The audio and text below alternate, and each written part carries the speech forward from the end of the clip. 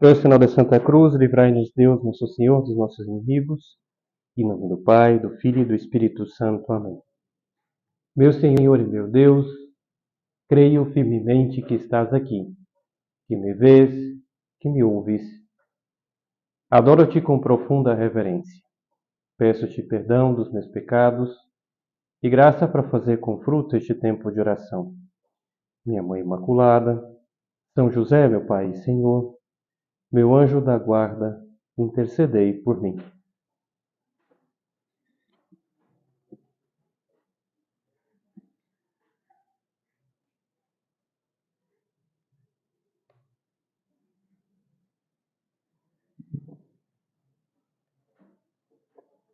Começa o ano e sempre é bom que nós, como sempre, nos inspiremos em modelos que nós prezamos muito, né?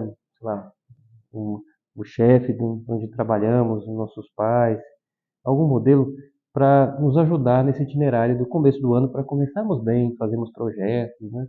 É uma pessoa que nos inspira bons propósitos, ver como essa pessoa faz, né? E através dessa inspiração, bolar um esquema de como começar bem o nosso ano. E eu pensava que nós tirássemos então proveito da inspiração de São José Maria, através dos seus ensinamentos a respeito do começo do ano. Há muitos ensinamentos, ele que unia um pouco o começo do ano com o seu próprio aniversário, né? Dia 9 passado foi o dia do seu aniversário. Se estivesse vivo seria 124 anos, estaria um pouquinho velhinho já, né? E então é um santo recente até, a gente pode pensar, e que viveu coisas muito parecidas do que nós vivemos. E como ele fazia essa programação para o ano? É interessante. Vamos pegar algumas inspirações dos seus ensinamentos e da sua vida. Para começar, ele tinha o costume de escrever numa agenda, no começo do ano, uma frase, uma ideia, que ele lia muitas vezes depois ao longo do ano, essa frase. Uma frase inspiradora, uma ideia que seria o motivo desse ano, uma ideia que lhe ajudasse. E no ano 72, ele escreveu uma frase que, sem saber, né, no ano 72, 3 anos antes da sua morte. Ele faleceu em 1975, e 3 anos ele já escreve uma frase que pode nos ajudar muito, porque ele deixou lá então registrado na virada do ano essa frase: Este é o nosso destino na terra, lutar por amor até o último instante. Deu graça. Né? Palavras em latim, deu graças, graças a Deus. Né? Esse é o nosso destino na terra, lutar por amor até o último instante. Essa é uma frase inspiradora, e que ele vivia isso. Estava sem querer, não sabia, né, no final da sua vida, mas já estava com 70 anos, era o ano que ele fez 70 anos, e ele não sabia que faltava 3 anos, mas sabia que faltava menos, porque já estava idoso, e colocou essa frase escrita: lutar por amor até o último instante. É interessante, começa o ano, e é bom que nós já pensemos, a vida na Terra é luta, eu preciso colocar um empenho de melhora. Se eu deixo ao modo espontâneo, difícil conseguir vitórias no espontâneo. O acaso pode ser que consiga alguma vitória, por acaso, alguém que conseguiu uma herança de repente, algum emprego que alguém me sugeriu sem eu procurar, mas é muito raro isso aí, eu não posso ficar dependendo. Né? Teve a Mega Sena virada, as pessoas ficam na esperança, né? Então, fazer uma fezinha aí que de repente eu vou ganhar a Mega Sena da virada. Né? E, tem um ganhador ou tem os ganhadores que são, mas eu não posso contar com esses milagres, essas soluções milagrosas. Aliás, não dá para saber se o ganhador da Mega Sena virada foi uma a grande alegria ou não, porque a maioria dessas pessoas que ganham muito de repente perdem também de modo muito rápido, porque não foi construída aquela vitória. E aí a pessoa então não sabe como lidar com todos aqueles recursos e perde muito rapidamente. Né? Isso acontece com muita frequência. Agora, aquela pessoa que vai batalhando, que vai lutando para conseguir, essa pessoa sabe gerir melhor, ajudar os outros, sabe gerir melhor essas conquistas. Aí está. Esse é o nosso destino na Terra, lutar por amor até o último instante.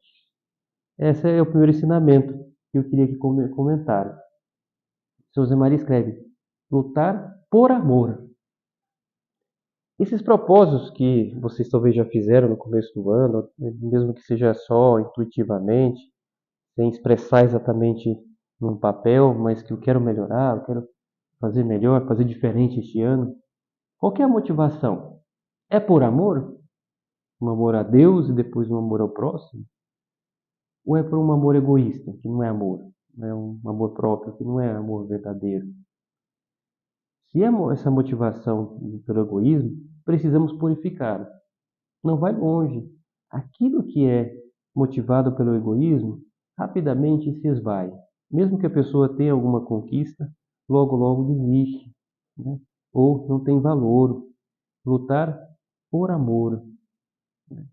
E eu gosto, nesse momento, podemos fazer um olhar, mesmo que breve, no Evangelho e ver como que os apóstolos foram mudando porque amavam o Mestre, foram tendo uma amizade por Cristo cada vez maior, uma amizade que foi crescendo, e aí se dispuseram a mudar porque Cristo os impulsionava a ser diferente. Começa, por um exemplo, o Natanael. Natanael conhece Jesus já cético, porque o Filipe lhe fala, olha, vem para você ver, achamos o Messias, aquele que Moisés se falou, né? Moisés e os profetas, é Jesus de Nazaré. Aí vem ele e diz, Natanael, de Nazaré? Pode vir coisa boa de Nazaré? Pô, essa cidadezinha aí e tal. Né? O Messias. O Messias, se virar, a imagem dele viria em Jerusalém, que é a capital e tal. Onde está o templo de Jerusalém. Mas Nazaré, aquela cidadezinha enxuruca lá do... E ele já despreza um pouco o Filipe. E o Filipe insiste, vem para você ver. E aí ele vai, e quando encontra-se com Cristo, Cristo, antes que ele chegue para conversar, já de longe o cumprimenta e diz: Eis um verdadeiro israelita, em quem não há duplicidade. Elogia ele, porque de fato ele contava com sinceridade aquilo que ele pensava, era uma qualidade que ele tinha. Jesus já o elogia. E aí Natanael fica impressionado, porque sabia que tinha essa qualidade, e Jesus não o conhecia, já o elogia. De onde me conheces? Eu te vi debaixo da figueira, como estava debaixo da figueira. Não sabemos o que representava a figueira para Natanael, mas aquilo lhe abre os olhos com aquelas palavras, é o Messias. Alguns autores imaginam que ele tinha feito talvez uma oração debaixo de uma figueira pedindo para ver o Messias, ou talvez debaixo de uma figueira tinha padecido uma grande dificuldade, tivesse pedido ajuda para Deus. O fato é que a figueira representava muito para ele e era algo muito íntimo, que ninguém conhecia. E aí Jesus vem e fala da figueira, fala, nossa, é Deus que está aqui. E aí ele já se transforma, Natanael. E tu és o Filho de Deus, tu és o Rei de Israel. E aí vem Cristo e diz, só porque eu te falei que te vi debaixo da figueira, você acredita? Você vai ver coisas maiores ainda. Né? Interessante, né? Como que a presença de Cristo é inspiradora. E aí Natanael chega cético e muda e já fala, tu és o Filho de Deus, tu és o Rei de Israel. E Jesus aí falou, você vai ver coisas maiores ainda. De fato, ele viu milagres, se tornou um apóstolo. Essa proximidade com Cristo e o amor muda as pessoas, né? Aquela pessoa que estava, então, muito presa no seu vício e por amor a Deus se dispõe a tirar esse vício. Né? Me vem à cabeça, eu não tinha preparado, mas a história de um mexicano, né, que até meados do século XX havia uma legislação muito laicista no México, que até se perseguia a igreja, ainda fruto daquela guerra civil dos cristeiros há 100 anos atrás. E aí umas leis que perseguiam a igreja, embora não eram aplicadas, mas se fosse aplicada na letra da lei, causaria um grande transtorno para os cristãos, mas fazia um pouco vista grossa a lei, então não se cumpria tanto assim, mas, por exemplo, era obrigado todos no seu registro, né, na identidade, colocar a sua religião, e se a pessoa era católica, podia sofrer perseguições, né? Então, muita gente, mesmo recebendo o batismo, acabava para confusão no país, se declarava que não era nada. Às vezes alguns também nem eram praticantes mesmo. E foi um estudante estudar em Roma, e o seu documento, porque ele não praticava tanto assim, estava lá ateu. E, e aí, mas foi para estudar, e em Roma teve a sua conversão, o estudo era vários anos, e aí a sua conversão foi tão grande que resolveu até mudar seus estudos, e aí continuou em Roma, e entrou depois para o seminário, e lá em Roma mesmo, e aí quando ele volta para o México, depois de anos, ele volta padre, né? E o seu documento está lá, ateu, né? Aí quando o cara vê ele com vestido de padre, ele fala, olha, tem que dar uma mudadinha no seu documento aqui, né? Pois é, essas mudanças, né, que Deus faz, e a pessoa muda completamente. É o São Pedro que se empenhou, porque ele amava Cristo, amava, queria mesmo fazer a vontade do Mestre, mas era impulsivo, um pouco vaidoso também, podemos intuir, porque ele não quer errar, mas e aí, por exemplo, quando já Cristo ressuscitado e sobe aos céus e deixa para cuidar da igreja, ele ainda tem uma espécie de vida dupla, porque está lá com os pagãos, com os costumes dos pagãos, ajudando eles na conversão, é verdade, mas sem fazer nada, nenhuma prática judaica, e com os judeus ainda vai ao templo de Jerusalém, faz obras próprias do judaísmo antigo. E aí Paulo lhe corrige, diz, olha Pedro, é, essa atitude é deplorável. Ele mesmo conta a São Paulo que falou essa palavra para São Pedro, porque que ele tivesse o único comportamento, embora não fosse errado esse comportamento judaico, agora Cristo vem com a nova aliança, vem um evangelho, não é obrigatório ir ao templo de Jerusalém. E Pedro aceita essa correção. Por quê? Porque tem lá no seu coração as correções que Jesus foi fazendo, tem no seu coração às vezes que ele é impulsivo, fazia as coisas e Jesus foi lhe ajudando, a negação 3 vezes, e Pedro vai mudando e pede perdão, e Cristo assume e aceita esse perdão. Pedro, tu me amas? Sim, Senhor, tu sabes que eu te amo. Apacenta minhas ovelhas, apacenta meus cordeiros. Cristo vai pedindo e confirmando a tarefa dele, né? Mas foi por amor, Pedro foi mudando, e até depois de Cristo ressuscitado, ainda foi mudando ainda com a correção de São Paulo. Que bonito, né? Você vê que tinha um amor grande em São Pedro que ele fez mudar. E ele tinha vergonha de confessar a fé diante daquela criada que foi motivo da negação. E aí, com esse amor grande para o Mestre, com a graça que Deus foi dando, São Pedro falou para aquela multidão em Pentecostes, sem medo, falou para aquela multidão de modo impressionante, né? Que transformação teve em São Pedro, né? Pois é, mas por amor, porque ele foi querendo amar o Mestre e aproveitando, claro, né, da graça que Deus foi dando, foi se transformando. Que eu também que seja por amor, e não por um motivo egoísta, porque o egoísmo, uma hora, me leva a desistir, porque o foco está em mim mesmo, e eu desisto. Veja, qualquer plano que se centra em mim mesmo, uma hora eu desisto. É aquela pessoa que até quer fazer um regime, mas se é por ela mesma, uma hora desiste. Agora, eu preciso ter saúde porque eu quero levar adiante uma família, um pai de família que pensa assim, a, até um avô que quer ver os netinhos, então eu quero cuidar da minha saúde porque eu quero ver os netos. É um amigo que quer ser melhor para poder ajudar o outro amigo que está passando uma dificuldade. Então, se há um bem que não fica em mim, mas no outro, em Deus, aí sim eu mudo.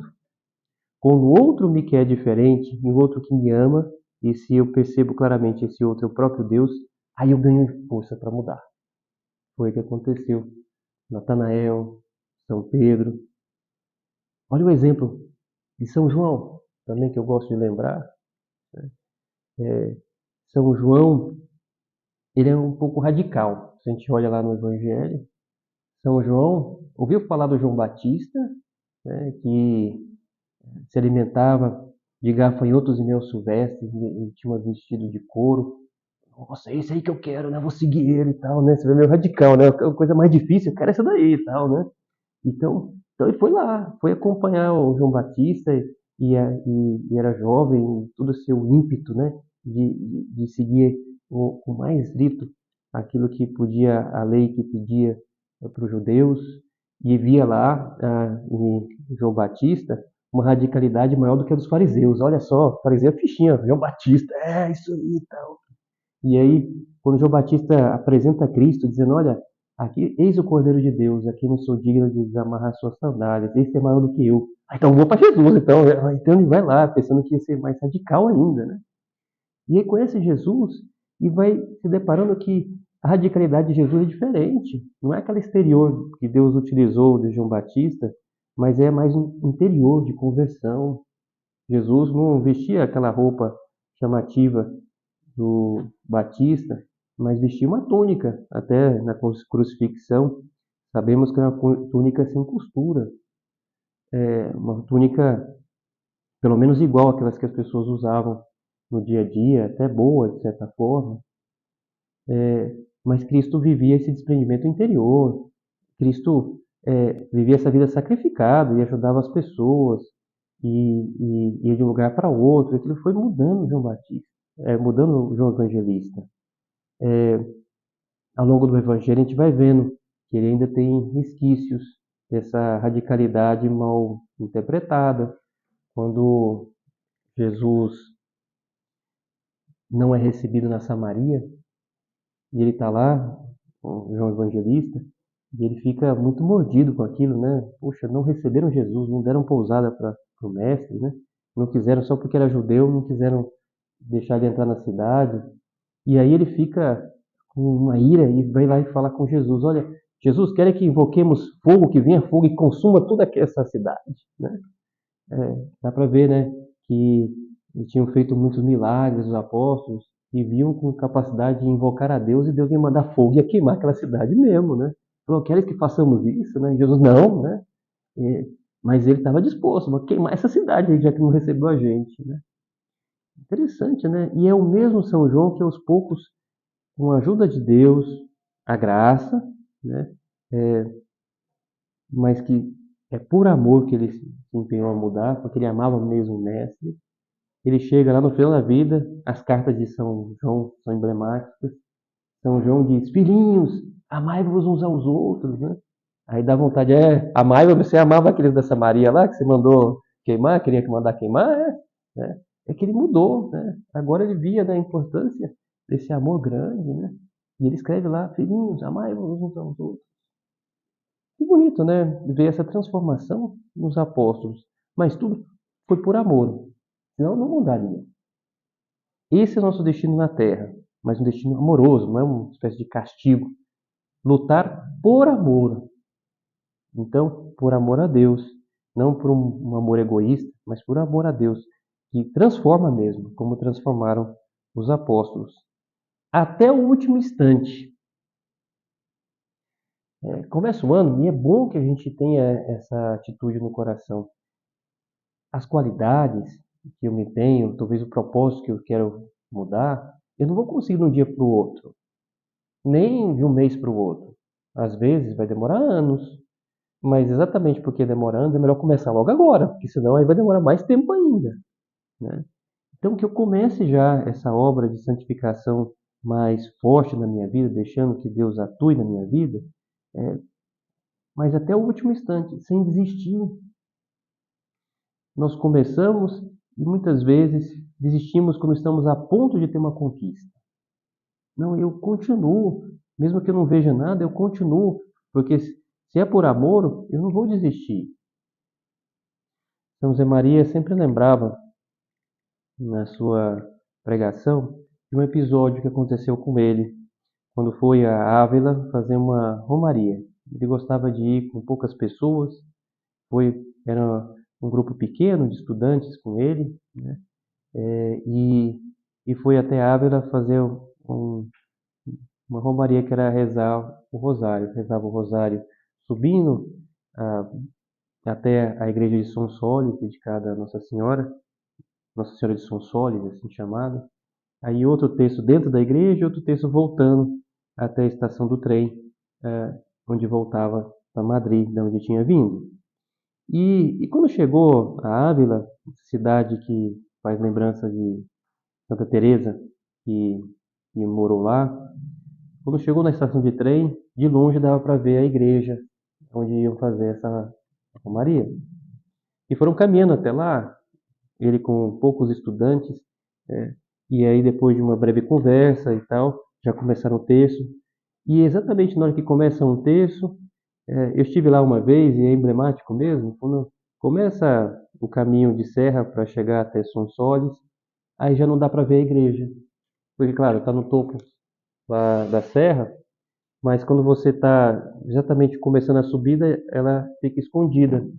Se você está longe, com perspectiva, você vê. Mas agora, como você está mais próximo do começo da subida, aí você não vê. E São José Maria tirava essa conclusão. A vida espiritual, muitas vezes, quando eu estou mais próximo, é quando eu não vejo. E aí, às vezes, eu posso estar onde conseguir alguma coisa, uma conquista espiritual, e eu não vejo. Aí a tendência é desistir. Não, continue. Né? E aí ele dizia: ninguém duvida que a igreja não está lá no cima daquela montanha. E estamos subindo essa montanha. Mas nós subimos só quando estávamos na estação de trem. Agora já não dá mais para ver. Mas vamos continuar. E aí, de fato, você vai subindo uma estrada de montanha bem sinuosa, e até bem próximo do topo você não vê. E eu me lembro, né, que subindo lá, a última curva que você faz, aí você vê. Aí faz a última curva e aí a 100 metros está a igreja, né? Então até o ultimíssimo momento você não vê, né? Mas Deus espera que a gente persevere até o último instante, sem desistir. Aquela a luta que eu quero então empreender este ano, tirar esse defeito, eu quero estudar melhor, eu tenho dificuldade no meu estudo, eu quero melhorar para ser uma pessoa melhor em casa, viver melhor a caridade. Enfim, tem tantos projetos de melhora, né? Mas é necessário lutar por amor e até o último instante. Deu graças. Nessa frase de São José Maria, que estamos destrinchando aqui, termina lembrando, graças a Deus, é graça de Deus, tudo é graça de Deus. E é interessante também pensar nisso. Seja o que for que nós temos proposto nesse começo do ano, eu tenho que contar muito com a graça de Deus. Eu não posso ir com as minhas próprias forças. Nós temos a tendência de ir com nossas próprias forças. De querer, então, não, vamos lá, então, eu vou fazer acontecer e tal. Olha, se a gente olha com propriedade, a condição humana é muito limitada. Nós, com a nossa própria força, não conseguimos nada. Precisamos muito da graça de Deus. Com a graça de Deus, sim, eu posso. Sozinho, não. Então, podemos já avançar muito na vida espiritual se eu confio cada vez mais na graça divina. O que é isso? Confiar de imediato nos sacramentos. Em concreto, o que a gente pode mais receber é a comunhão e a confissão. Esse ano, se eu me disponho a receber mais a comunhão, a confessar-me melhor, nossa, eu já ganhei um ano. Porque eu me disponho a receber mais graça de Deus. Aí sim vai ter mudança na minha vida. Se não tem graça, eu não vou conseguir.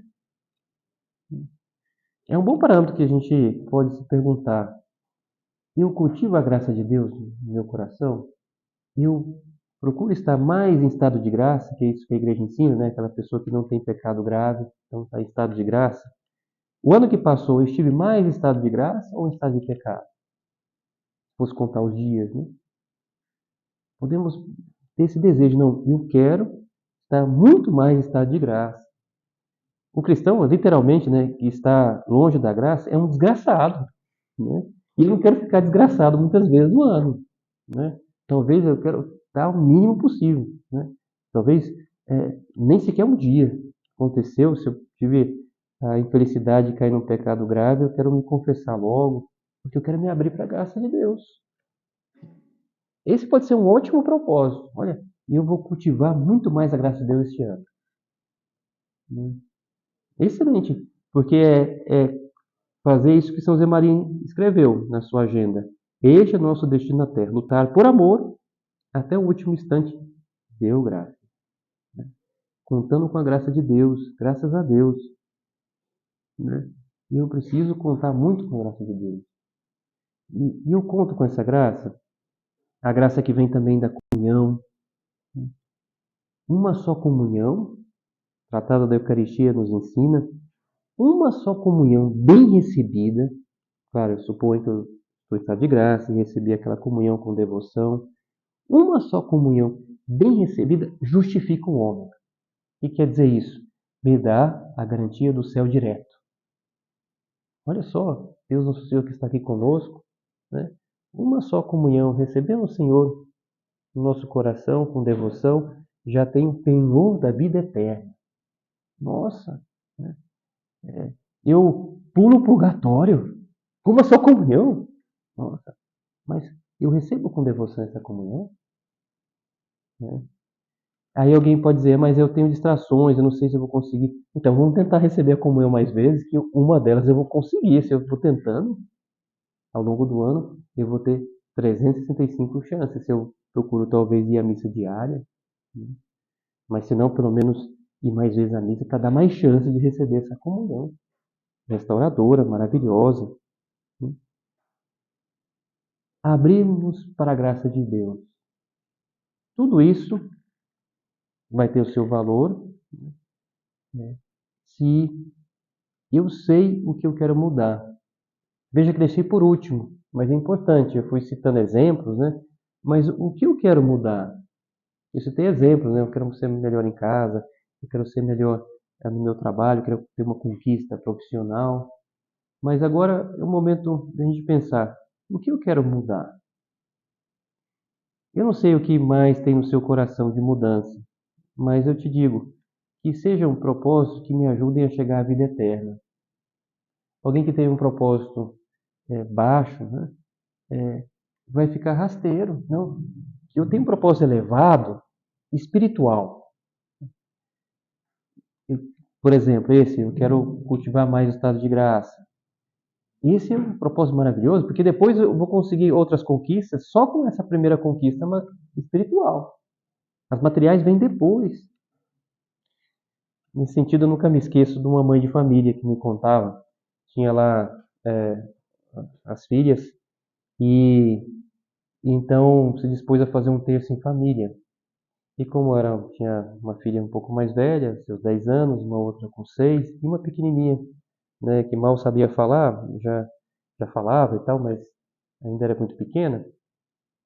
E aí então foi fazer esse terço e pediu que as filhas fizessem então as intenções que elas queriam para aquele terço.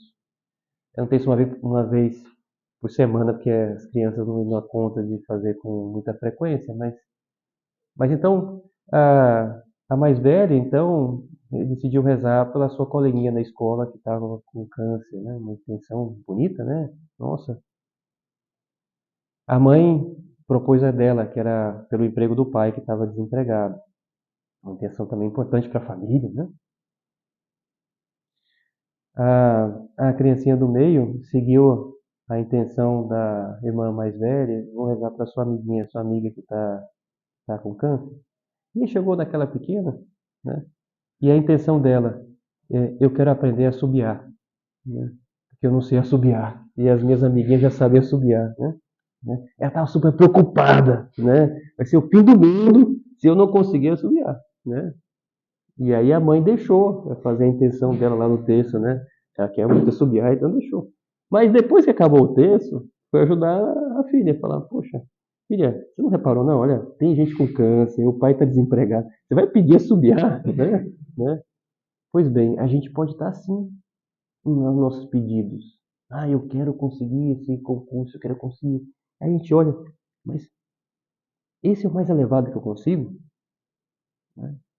É bom que a gente tenha esse propósito de começo do ano, que sejam propósitos elevados, né? A minha salvação, salvação da minha família, a, que eu tenha propósitos elevados, né? Cultivar o estado de graça que eu falei.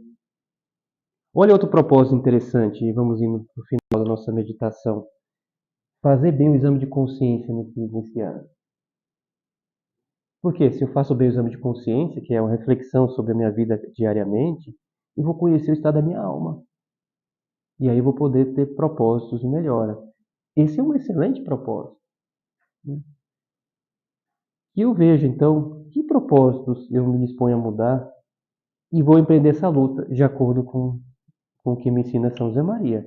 Este é nosso destino na Terra, lutar por amor até o último instante. Deu graça. Olhemos para Maria agora que termina a nossa meditação. São José Maria dizia a respeito dela uma frase muito bonita, porque podemos notar dificuldades em empreender a nossa mudança nesse ano que começa. E aí São José Maria vem e nos lembra: antes, sozinho, só com nossas forças, não podias. Agora, com ela, com Maria, que fácil. Então, pensemos, né? Com ela vai ser fácil. Seja qual for a minha mudança, vai ser fácil. Mas eu vou ter que fazer esse caminho, esse itinerário que São José Maria nos diz. Lutar por amor e não por um desejo egoísta, até o último instante, deu graça.